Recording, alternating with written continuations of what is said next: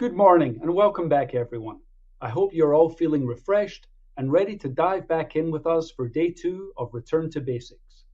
My name is Barry Finestone, and I am proud and honored to be with you today. As one of the founders of this network, it is really wonderful to be here. We have done a whole lot so far, and yet we know there is still so much to be done.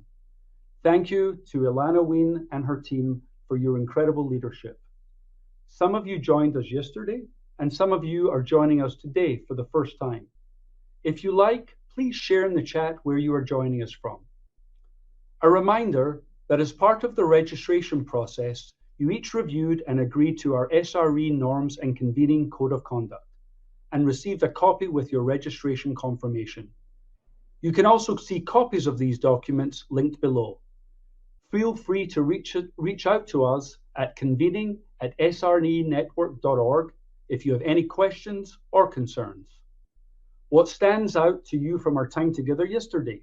I invite you to share that in the chat, some of the ideas that you're thinking about.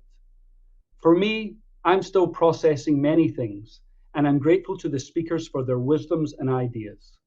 In particular, I'm thinking a lot about what Sarah Pearson shared yesterday about the power of conversations, awkward conversations, hard conversations, and how that connects to the culture that we're trying to build. Today, we will build on the themes of yesterday, the ideas of safety, respect, and equity, and start with looking at the research on the gender equity across the Jewish community and its denominations. We will then focus much of our time on the ideas of personal and institutional change. We will end our day with the opportunity for small group discussions, reflecting on what we've learned and how to bring it to our organizations. There will also be an opportunity for specialized learning for organizational leaders and funders. Wow, that is quite a day we have planned. You can find all the details in the agenda, which is to the left of your screen. And now I am incredibly excited to introduce our moderator for our first session today. Dr. Guila Benchimol is a senior advisor on research and learning at the SRE network. Guila has been with us from day one and has crafted standards and policies for Jewish workplaces, institutions, and communal spaces, and has been invited to address Jewish professionals and clergy across Canada and the US, as well as other faith communities. Guila? Welcome to our panel on researching gender equity across the Jewish community.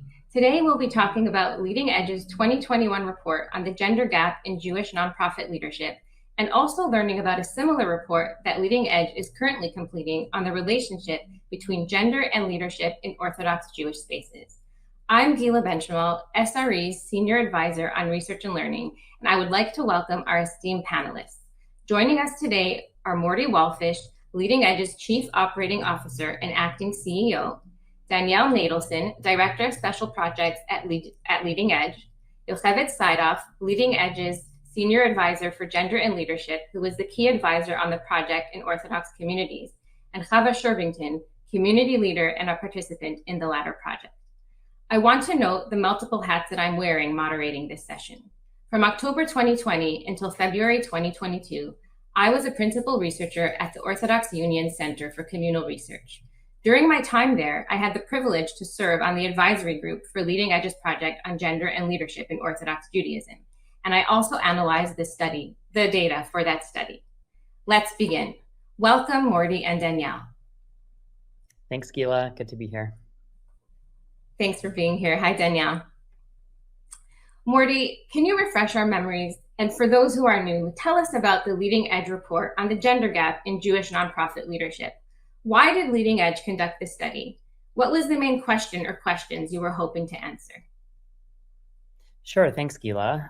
So as you may know, Leading Edge, we really exist to improve leadership, talent, and culture throughout the Jewish nonprofit sector.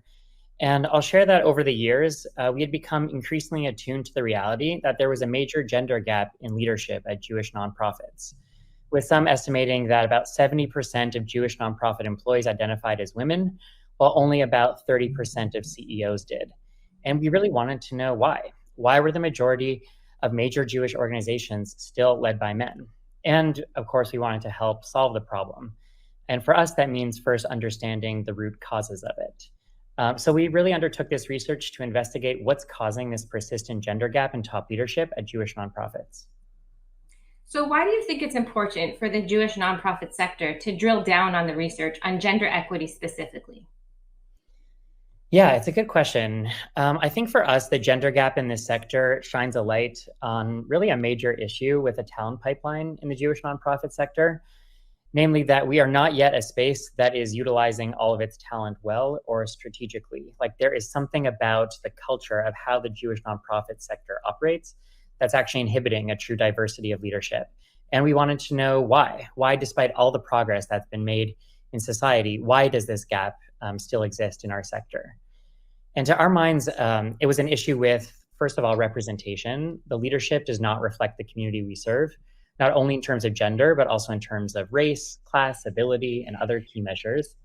And this actually limits what we're able to understand and do and lead around as a community. It's an equity and justice issue, and it's also a problem for the bottom line return on investment of our organizations. If we want to actually achieve our organization's missions effectively, we need to tap into all the talent that exists. And right now we're missing out on some of that talent. And so that's really kind of where it came to the foray for us. And we also thought that by looking at gender equity, we could learn more really about dominant culture and status quo in the Jewish community. Again, why is it that our primary mental model of leadership is still the cisgender white male archetype? And what can we learn by seeing how gender and other identities intersect? It's really important research with so many different facets that you just highlighted. And as a researcher, I'm always interested in how research is conducted. So can you talk about how you conducted the research, what was unique about your methodology, and maybe a little bit about why you did it in this specific way? Sure, yeah, I'd be happy to. So for this research, we partnered with the Starfish Institute, and they really have been pioneering a network science approach to solving complex social problems. And we were really intrigued by their methodology that they had first really used in the education sector. And we love the fundamental assumption that's at work in their methodology that you can't solve a problem that you don't understand. And a lot of time these social problems exist, and we think we know the root cause of it, but we actually don't. And so their methodology really helped us dig into the root cause. And it's also key to their methodology that problems exist not in a vacuum, but actually in ecosystems. And so you need to understand how the ecosystem operates and which levers are the most strategic for us to push. Because we can do only so many things, and we want to make sure that our interventions are actually tackling things that will have an impact. So their methodology was really about network science and ecosystem approach. And over the course of 18 months, we engaged more than 1,200 people in interviews, in workshops, and listening sessions, and finally a computer game, actually.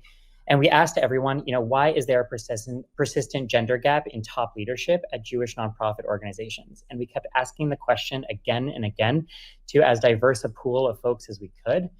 And whatever they answered, we continued to drill down and ask why, so that we were able to get from causes to root causes.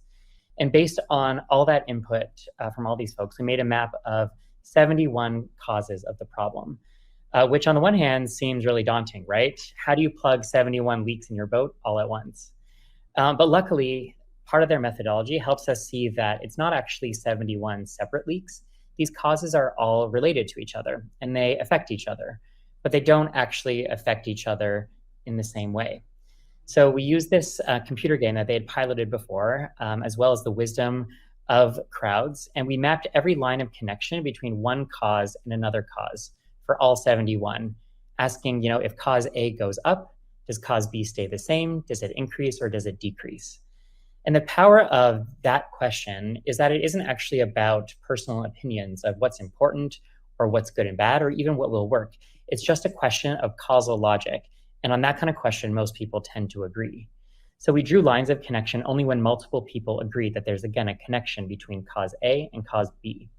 And based on that, we can then do network analysis math on those connections to answer the question, which causes, if you move them, if you address them, will actually move most of the others as well and have actually the biggest impact on the issue.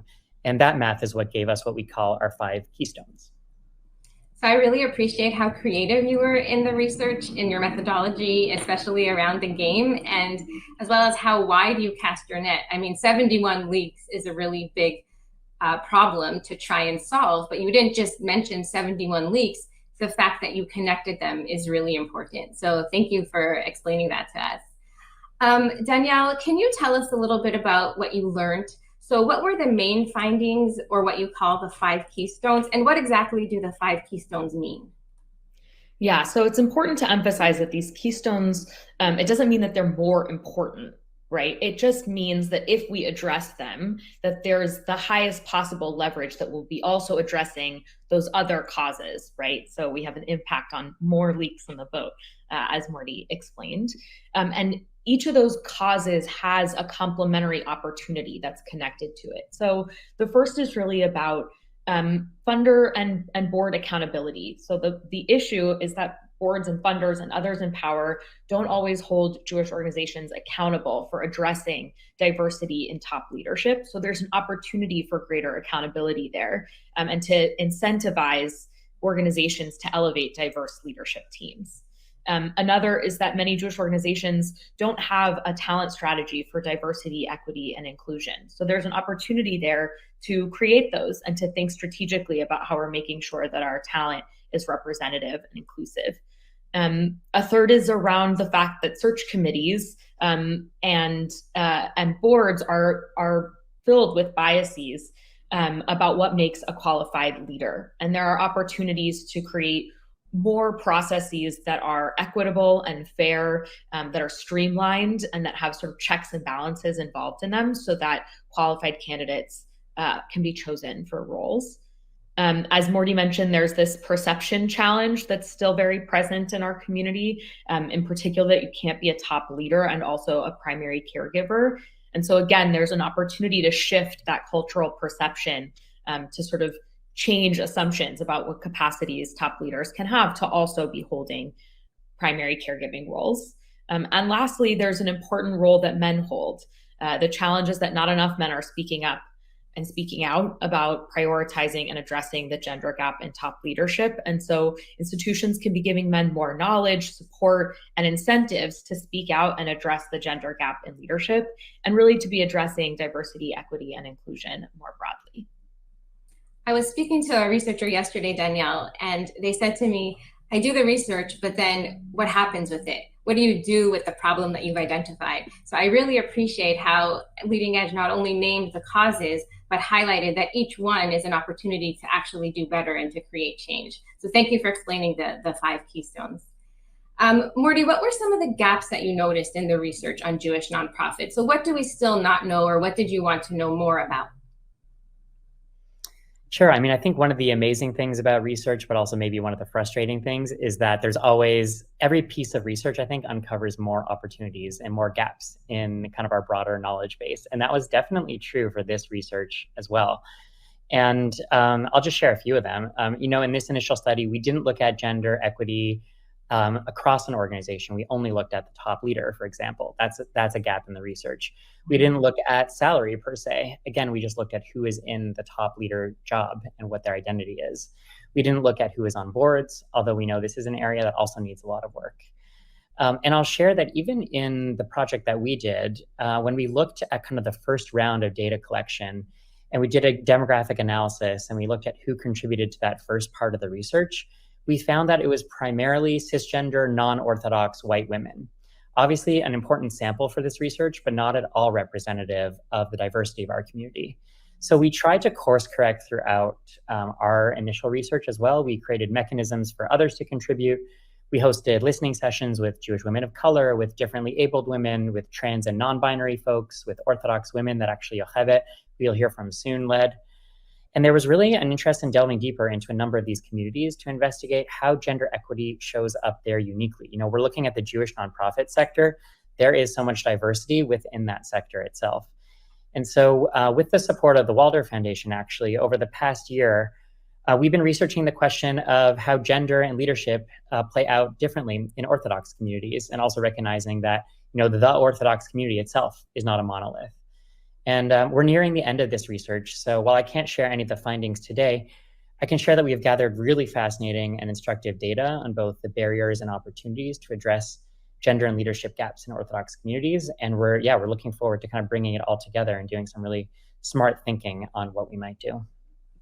It sounds really exciting, and I love that Leading Edge's research didn't just stop at one door, but you actually opened it to many other avenues. And to name another hat that I'm wearing, just as a member of the Orthodox community and as a woman and as a Moroccan woman there, I really appreciate how you thought about that and that you continued in this vein. So thank you so much. To talk more about the project on leadership and gender in Orthodox communities, I'd now like to welcome Yocheved Sidof and Chava Shervington. Hi, Yocheved. Hi, Guila. How are you? Good. How are you? Good, thank God. So happy to be here. Thanks for joining us. Hi, Chava. Hi, how are you? Good. Thanks for joining us. So Yocheved, you were a key advisor to Leading Edge on the research over the past year into gender and leadership in Orthodox communities. Something I appreciate about the project is what Mordy just named, that you recognize from the outset that Orthodox communities is not monolithic. So how did you decide who to invite to participate in your research, and what were the benefits and challenges to conducting this work? Sure. Yeah. I mean, as an Orthodox Jewish woman, especially someone who's been in many different environments, something I've experienced is a sort of curiosity about the community and some assumptions about what it actually looks like on the inside. And one of the assumptions, like what Mordy spoke to, is that the community is kind of homogeneous, where in fact there are so many subsets of the community, from location to practice, to ideology, and to the role of women. So one thing we did from the onset was to sort of map out the Orthodox community and say, like, what are the different subsets and how they range across political ideology and practice and religious observance, and really making sure that as we were designing the research project, that we made sure that we would have representation from all of those subsets. So we had about 10 different subsets. We also structured our advisory group to be representative of the general cross-section of the Orthodox community. And we also wanted to make sure that we'd invite men to the conversation. It was important for us to hear their perspective as well. One thing that came up in the advisory committee was also talking about other identities and a sort of intersectionality. And so we talked about bringing women of color and LGBTQ and single Orthodox women. And I think we came to a point where there was like a really beautiful breadth in representation. It was challenging. I would say most challenging was the men. Actually, we invited quite a few men to the listening session, and we had 4 participants. And there was in certain places a kind of a curiosity about where this research will actually go and how it will be implemented. So there was challenges along the way, but overall a really great sense of, I think, relief to talk about such a central, important issue. Thank you. Can you tell me something about the questions that you asked these participants for this project? So what kind of questions did you pose to, whether it was interview participants or listening session participants, to understand the relationship between gender and leadership in Orthodox spaces? Sure. So we wanted to understand from these women, who all have a leadership role in some capacity or another within the Orthodox community, how they define leadership. So how do you show up in your life as a leader? We wanted to talk about supports that they have in the community, but also barriers, what gets in the way. And also, what are your aspirations for the Orthodox community or your particular community around leadership? We walked into this project talking about gender equity and realized fairly quickly that this is not a sticky term for many women in the Orthodox community. And that was a moment of pause for us to say, like, we ultimately want to reach the people where this research would be the most impactful and meaningful. And so let's not make any assumptions about what's real for them. And so we pulled back the language of gender equity, because again, there are many women in the Orthodox community who don't see gender equity as a challenge or as a particular paradigm that they're looking at this through. And so we talked about just gender and leadership and the relationship between those two in this space. Understanding again that the Orthodox community is quite diverse, and there's so many subsets that will wrangle with this particular issue in different ways. I really appreciate how participant-centered your focus for this project was. A lot of times you go into wanting to understand something, especially coming from the study that we had just talked about with Mordy and Danielle, and that's the lens and no one's going to change it. And I really appreciate the pivoting that you did in terms of the language and using the language of the community. Chava, as someone who participated in this study and holds multiple roles and identities in Jewish and Orthodox spaces as a community leader in various spaces, what can you share about the relationship between gender and leadership in Orthodoxy from your personal experiences?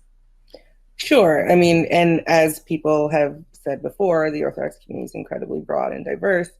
But one thing that I find is that there are a lot of perceptions around lack of access to leadership opportunities, which I think is not an actual reality in the Orthodox community. Because there are so many women-centered, women-only spaces, there are actually a lot of opportunities for women to lead. There are administrators in schools and camps and community organizations, respected teachers. But what I find is, how is that leadership perceived by others? Is that type of leadership valued and resourced in the same way as other more frontal types of leadership that is kind of your standard, I'm a head of CEO of like X Jewish nonprofit? And I think that there is like a distinguishment there, that there are a lot of people taking advantage of those roles. I think that why are there not more people accessing maybe traditionally viewed leadership positions? I think because often in the Orthodox community, women have as a priority familial responsibilities. And what does that look like? And how are they supported in accessing other leadership, in advancing in leadership, right? If there are leadership trainings and courses and fellowships that people take advantage of in order to gain access to larger networks, more resources, more skills, do they require women to leave home for days at a time to travel where they may or may not have childcare support? Does it require classes during carpool? There have been things that I haven't taken advantage of because they conflict with my responsibilities. Is it something that will be a forever decline? Absolutely not. There are places and times in people's lives that they are able to take advantage of things, which is why you'll see maybe women who are kind of like in the peak part of what other people would consider their career development in their 20s, their 30s, who are not taking advantage of traditional leadership roles, who, when their children are out of the house, when they have less other obligations, do start to take more traditional leadership roles. You'll start to see them running different enterprises and organizations within the community. So I think that those are the kind of things that I see, that there are opportunities to lead, but how are they perceived? How are they resourced? How are they funded? And then for folks who actually do want to participate in other types of traditional leadership opportunities, how are they supported? What are they being asked to do as part of their obligations that just aren't compatible with their other priorities?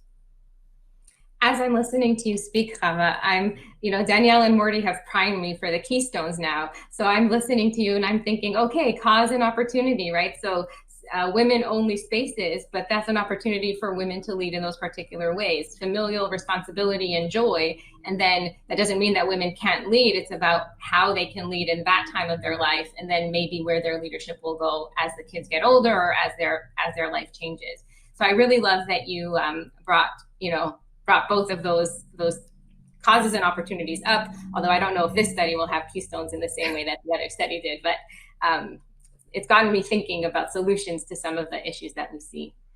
So Chava, another thing that I noted was I understand you participated for this project in a listening session with other participants who are also Orthodox Jewish women of color.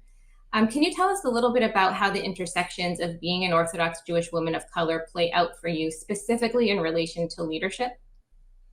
Sure. I think that what makes it really interesting about being a Jewish woman of color in the Orthodox community is in certain ways, you're already more visible.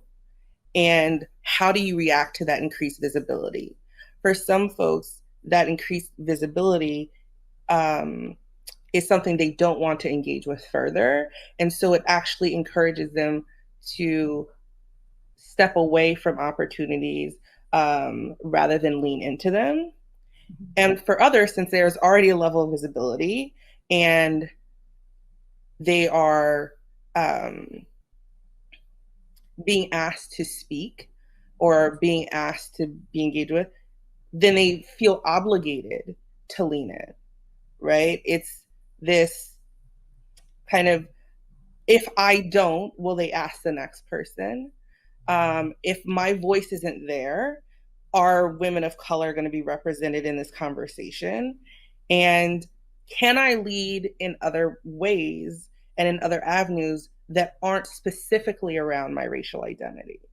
Because I think that that's also kind of what happens is when you're asked to lead, what are you asked to lead about? What are people seeking your expertise and experience in? How is your knowledge seen or valued vis-a-vis other Orthodox women in the community? So I think that those are things that are kind of wrestled with is, one, you feel compelled to be present, right? There's no visibility if I am not there. But what does that visibility look and feel like? And is it reflective and authentic to my actual interests and desires with regard to what leadership I'd actually like to pursue? That's a really good point, and thank you for highlighting that what might be for some a double bind or the different kinds of decisions that Jewish women of color have to make when it comes to leadership. I know that in other instances, you and I have talked about how strong belonging is to the Orthodox community. So can you speak about that in relationship to this conversation around gender leadership and the different identities that Jewish women might have? Sure. And so as a Jewish woman of color, there's already questions around your belonging, how authentically a part of the community you are. And the Orthodox community is a very strong community that requires connection to others to live a fulfilled and complete Orthodox life. And so how do you feel compelled to be in a leadership role so that your children are successful, right? Do you feel obligated to participate in PTA or take on leadership roles at your shul or Beit Knesset because you want to ensure that your children are having a successful experience where they're feeling completely included and incorporated into the community? And so what does that mean for your capacity, right? When we talk about Orthodox women and why they do or do not take on specific types of leadership roles, sometimes for Jewish women of color, you don't have the luxury of saying, this doesn't work for my family, this doesn't work for my own personal priorities, but because of my familial priorities, I have to take on this role. I have to be visible in this space so that they understand that, yes, we are a part of the community. Yes, we are just like everyone else and want to be involved and included in kind of like that communal network and fabric the same way other folks are. What strikes me about your answer, Chava, is how when I originally asked you just about gender and leadership in Orthodox spaces, you talked about women and their leading in the family, in the home. And then when I asking you about the relationship between race, gender, leadership, and Orthodoxy, family was still a core piece of your response, but it may look different for you than it might look for some other participants in different listening sessions. That goes back to what Yocheved talked about, why you all cast the net so widely to try to get different voices. So I really appreciate hearing your perspective. Thank you so much. Sure. Back to you, Mordy. Can you talk a little bit about how the research has been received in the field? So what are some overall themes you've been noticing, and what are you hearing? Sure. And again, I'm going to speak only about the first part of the research, the Keystone research that we did, because we haven't yet released the Orthodox piece. But I'll share, on the one hand, we got a lot of head nodding, like, yes, these keystones, these root causes make a lot of sense. And then on the other hand, a sense of frustration that folks have been working on these issues for decades and things are only, marginally better than they were, at least according to some. So that's definitely one theme that we heard. We did actually hear some surprise at the root causes.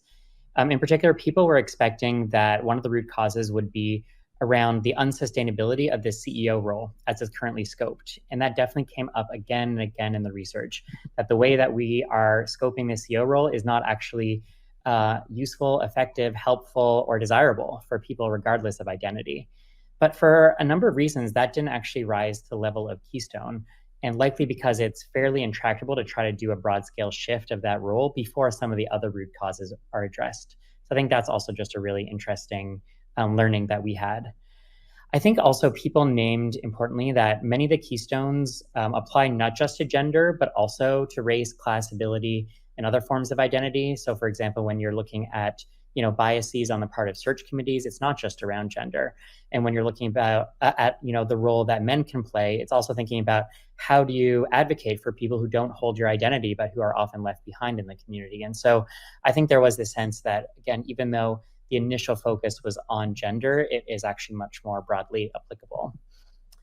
I'll also share that in terms of reception, we heard on the one hand a desire for very concrete next steps, like give me the 5-answer solution to how I can solve gender inequity. And on the other hand, a desire to delve more deeply into the complexities of the research and the nuances that are really present in it. And so I think in this next phase that Danielle's really helping us lead is we're trying to bridge those two. So this desire for concreteness, as well as maintaining the complexity and really the systemic nature of so many of the challenges that we've uncovered.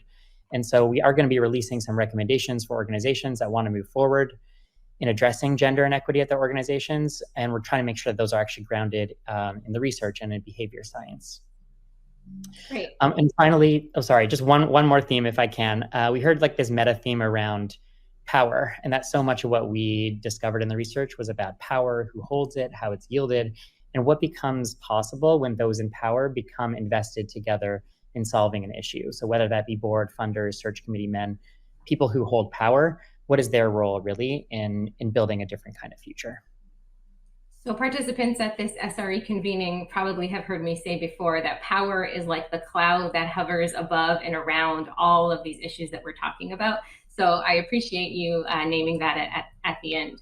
But there are a lot of really important learnings there. And I'm glad that you're getting feedback from the field about how daunting this is, but also that there are opportunities to move ahead around gender equity.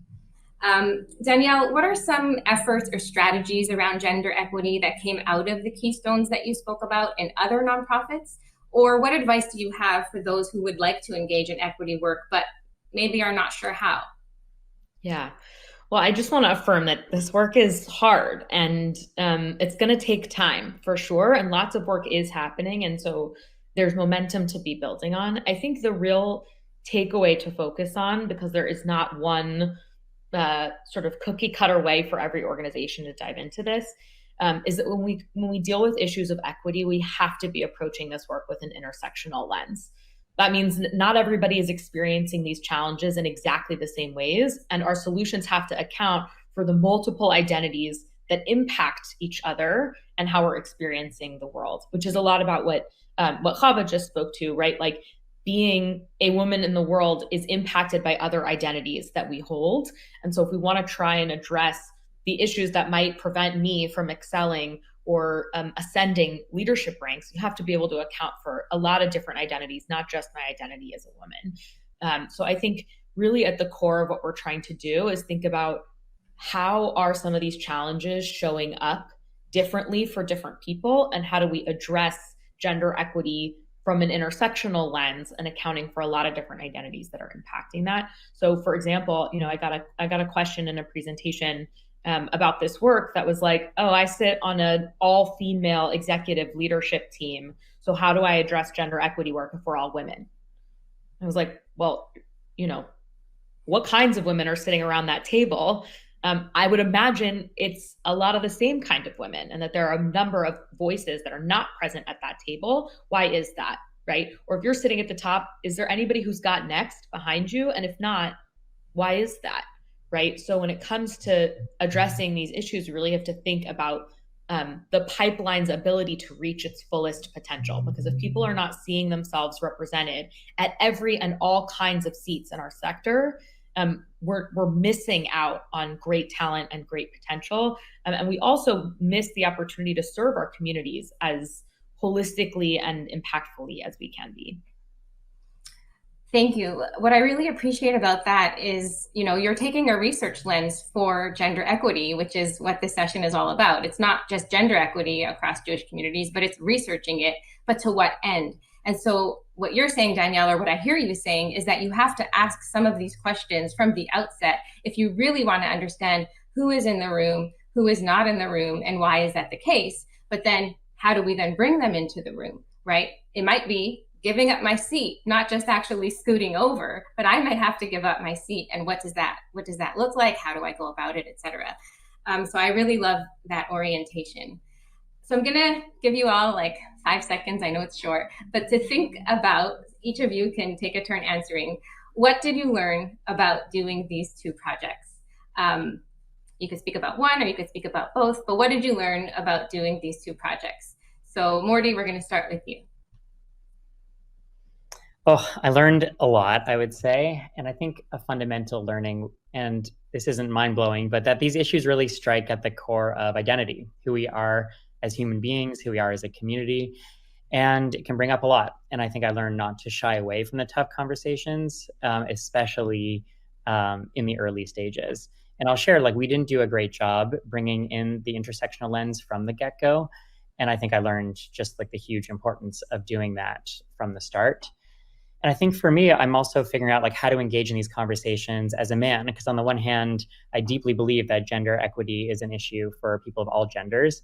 And on the other hand, I'm trying not to take up so much kind of oxygen in the room, and how to model kind of a different way of engaging these issues, knowing the importance that men do engage, but also not wanting to have my engagement perpetuate certain patterns. Thank you. Danielle, what about you? Yeah, I think for me, that intersectional lens is so key and important. It's critical for my own personal leadership. And I know that it's central to the ability of all of us to thrive, is really to start from an intersectional lens and to continue to come back to an intersectional perspective on these issues, to sort of constantly be asking ourselves, who's not represented here and why is that? And what are the unique barriers that are at play, and how do we start to address some of those head on, and also with an inclusive spirit. So we're not trying to solve problems for people, but with people. And I think our work has done that well so far, and I look forward to seeing us do more of that. Me too. Yocheved, what about you? Yeah, I love this question so much. On one level, it was really beautiful to behold just how appreciative these women were to have the opportunity to share their stories, to meet other women like them who are in leadership, and to really feel seen and heard. There's something so fundamentally human about that, and it was really special to be engaged in that in so many ways throughout the project. And the other thing that struck me, I think, is more like a meta question around change management. It definitely was very alive in the Orthodox piece. Does change ultimately come from within or from around and without? And, coming to the Orthodox community, as an Orthodox Jewish leader as well, and understanding the nuance of the different communities, how do I approach this conversation with a certain amount of reverence? And not assuming that any particular participant is looking for any particular kind of change. And I think there's a really delicate tension, again, especially something I've experienced in the Orthodox community around, is this particular community behind and sort of needs to be lifted up? Or actually there's a deep wisdom that's held in the community and they're living and acting and choosing in a way that reflects their values. And so I learned time and time again to sort of hold those edges delicately, also checking my own biases around this particular conversation, and really just to be curious and to be willing to be surprised. I really love that. It speaks to your humility as an advisor on this project and as a researcher in doing this work. And it speaks to what Mordy said. I know that asking the hard questions about gender in Orthodoxy needs to have that dual lens, the reverence and the desire for change, but then you have to talk about what does change actually look like in this space. And going back to what Danielle said, I'm not doing this for the group of women, but I'm doing it with them. So yeah, and I think also something we've talked about, and I'll stop here, is just like the permission and like where is that granted, and to again have the humility to really not make assumptions about that. Yeah, thank you. So Chava, what did you learn? Well, this has been kind of an interesting experience for me as kind of a participant rather than a curator, advisor, researcher. Partially because when I was first approached about this, I was like, I don't know if I'm the right person to have a conversation around gender equity.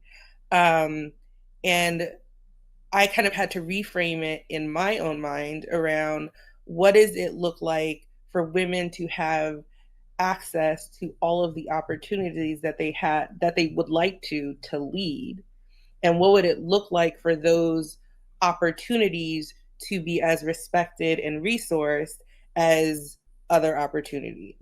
And so that was kind of how I had to configure it in my own head, because I think sometimes when I hear this conversation, what people look like they want the response or result to be does not necessarily align with kind of my own value set or what I envision as an ideal.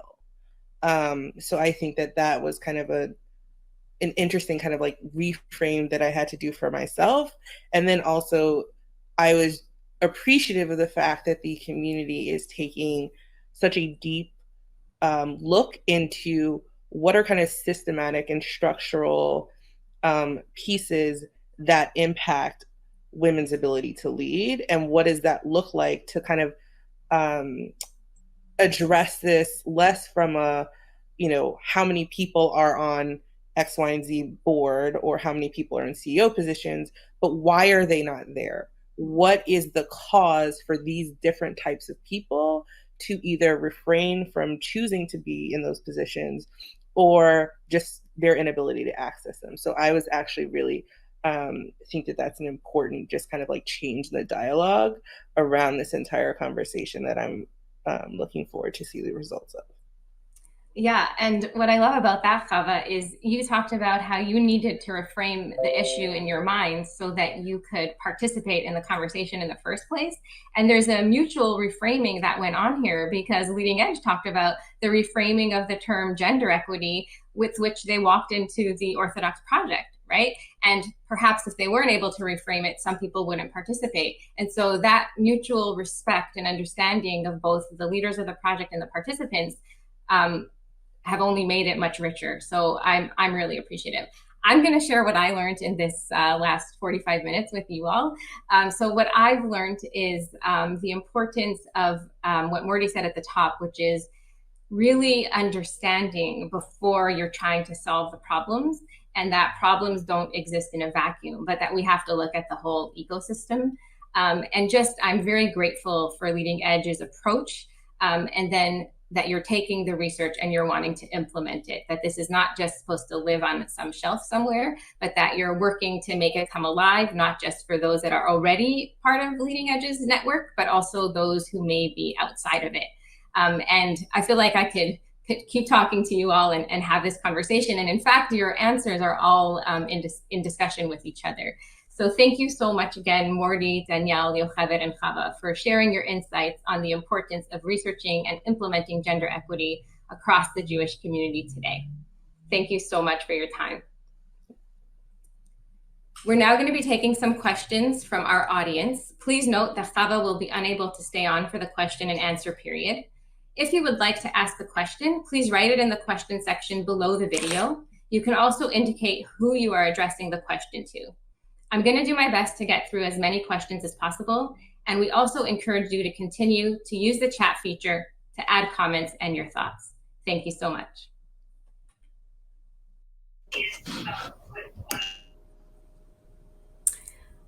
Mordy, somebody is wondering if there are plans to look at gender equity across organizations and not only looking at senior leadership.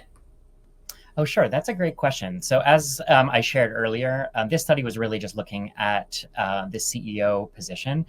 And I'll say that we were intrigued by the fact that there is actually more diversity, even in the C-suite and across organizations, than there is in that CEO role. So for this first initial phase, we were curious just to learn a little bit more about what is happening kind of in that pipeline, in that jump between even a C-suite position and the CEO role specifically.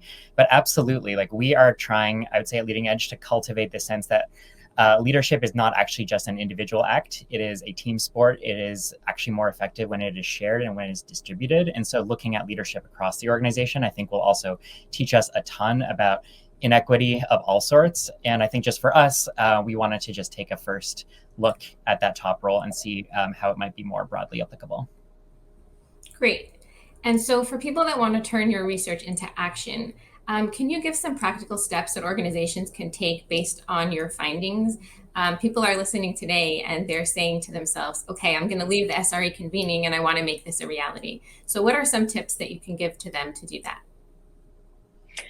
Yeah, so one of these cuts across a couple of the keystones, and that is being really explicit about the kinds of diversity that you want to see, and then naming some goals and targets around how you want to get there. So I think too often we speak broadly about the desire for diversity, and as the saying goes, if we stand for sort of everything, then we end up not really standing for anything. So we have to be clear about where are the gaps, who is missing from who we want to see if we're trying to reach a representative sample of who's in our leadership, and then work towards accomplishing those specific targets.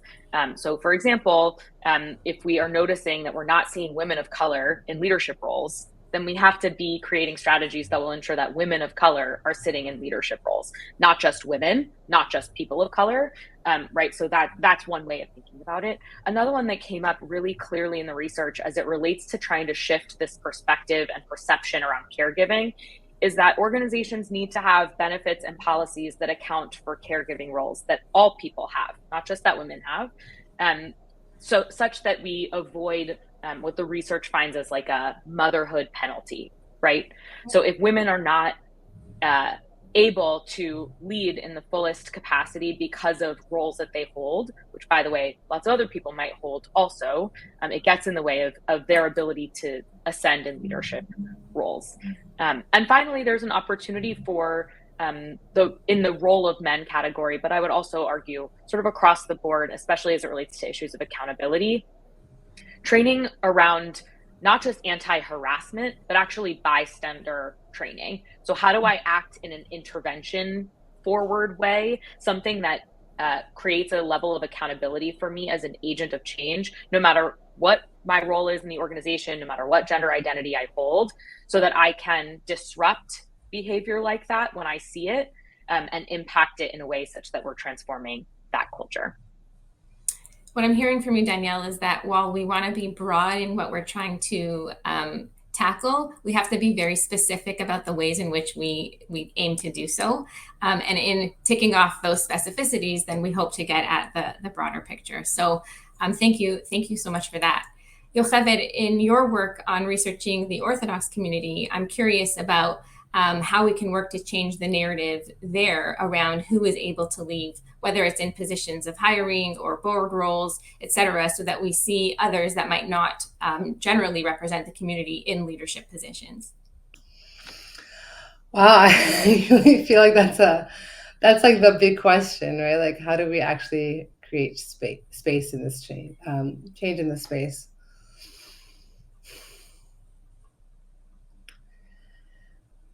You know, I feel like there's room to validate and lift up the positions that are held as volunteer positions and actually formalize them and create a budget to support them.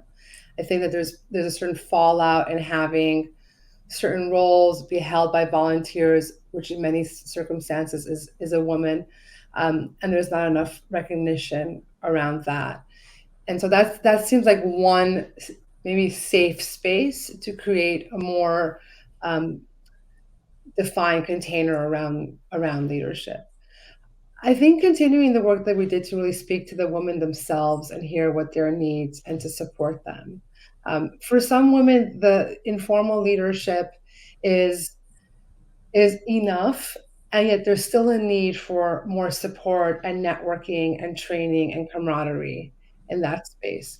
And then for the organizations that are actually more open to create more formal leadership for women, how do you do that? How do you create more equitable hiring strategies? How do you support the women once they're in that position?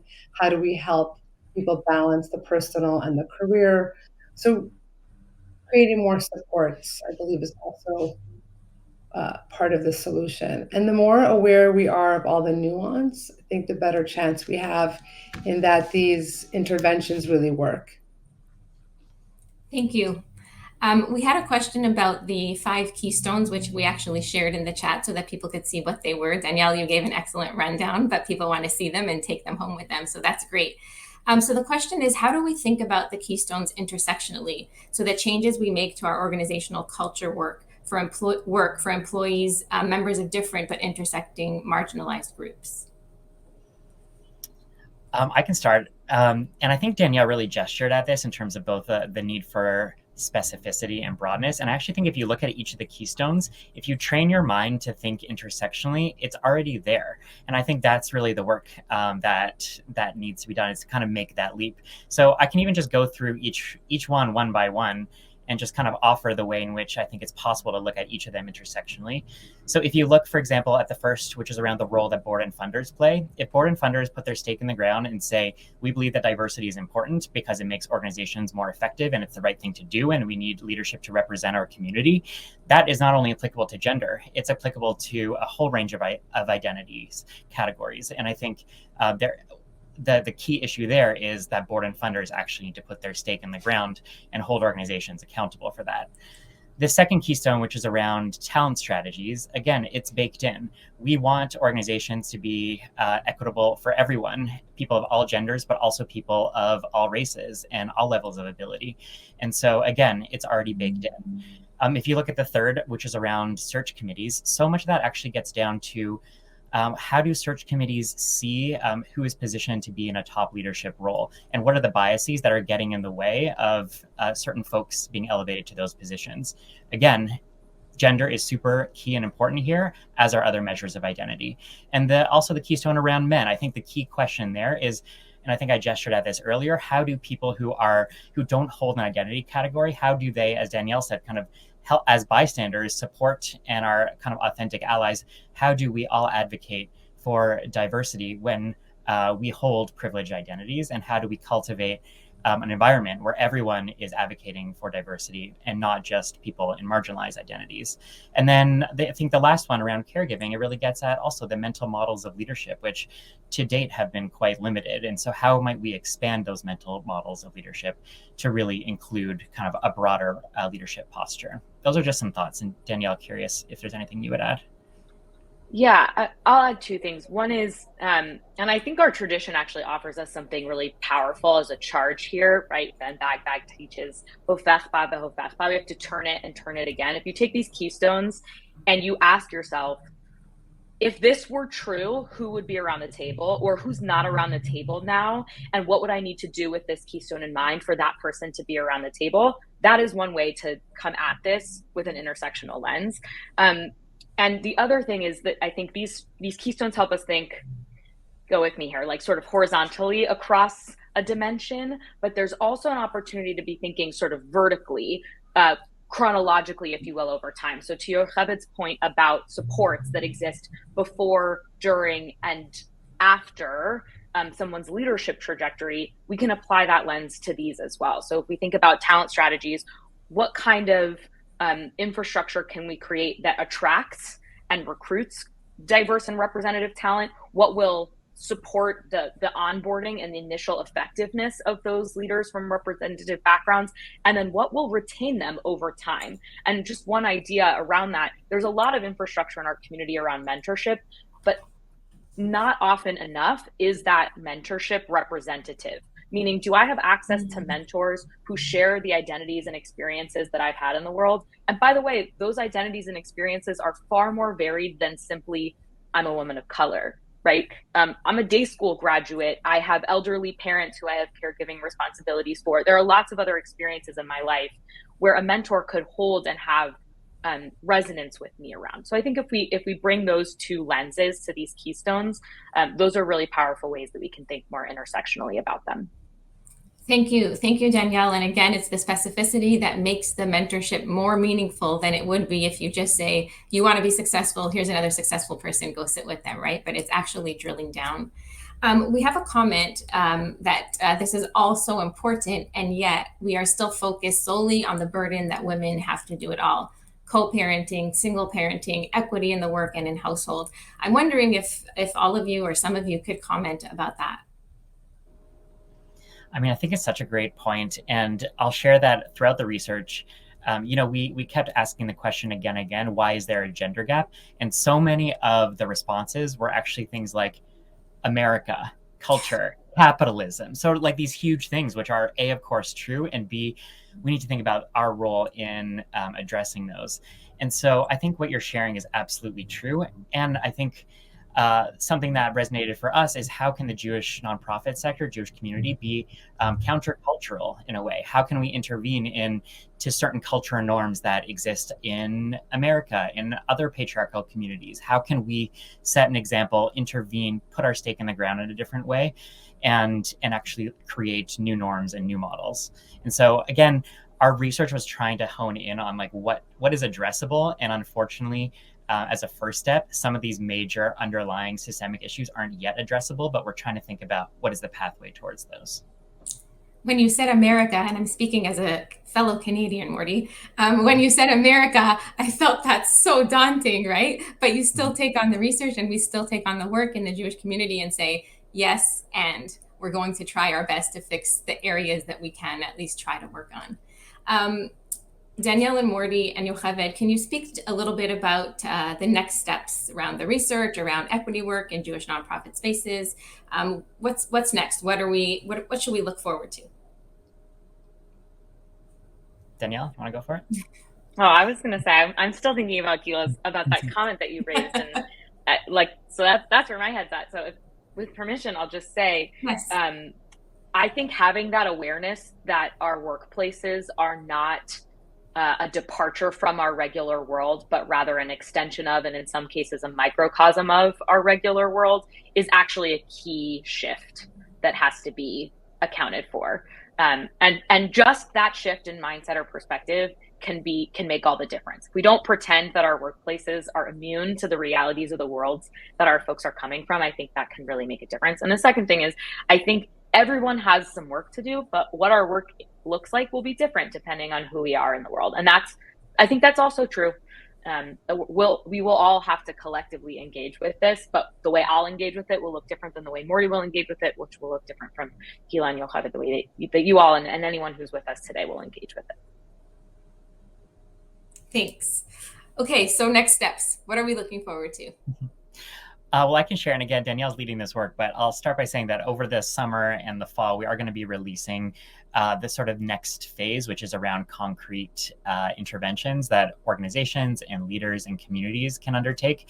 And again, we didn't want to be flippant about it because these issues are really entrenched. And so we've been working with folks both in the academic world and the behavior science space to really help us hone in on interventions. And we're excited to kind of release them and test them and see sort of which organizations tackle which and to learn more about what's actually effective. I'll just add that I think on the behavioral sciences front, one of the questions that we're asking is, if all this stuff is so obvious to do, then why isn't it happening, or what's getting in the way of making it happen? And so the behavioral science lens is going to try and account for that. And the other, which this whole conversation has been rooted in research, was to say, how do we offer opportunities and strategies for people to try that have some evidence of success, or that have some research to back them up? So those were sort of the two lenses that we brought to thinking about the next steps, and we're excited to see what comes of it. Thank you all so much for joining us and for sharing with us your research and the work and how to practically take it home. I really appreciate you, Mordy, Danielle, and Yocheved, and Chava as well. Thank you so much. Have a wonderful rest of the conference. Thanks, Guila.